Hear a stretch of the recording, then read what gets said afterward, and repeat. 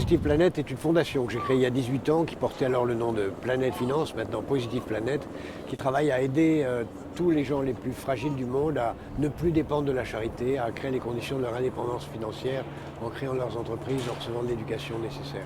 On a voulu ici mettre l'accent sur le cinéma positif, c'est-à-dire le cinéma lanceur d'alerte, le cinéma qui prend acte et explique au public, tout en étant une œuvre d'art, qu'il y a des enjeux et qu'on peut s'en occuper. On ne peut pas continuer comme ça sur des sociétés qui vont dans le mur, littéralement, ce que disait Watson tout à l'heure.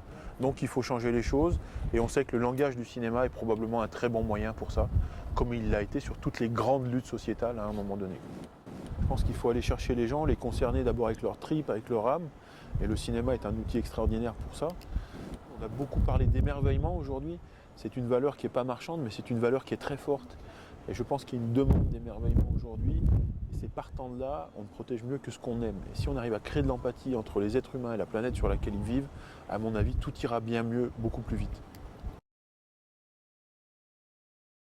Aujourd'hui, avec White Touch, je lance un grand projet qui s'appelle The Flow of Life, qui est un projet sur la biodiversité, qui est basé sur des grandes expéditions qu'on lance tout autour du monde pour expliquer que chaque créature sur Terre est connectée à toutes les autres.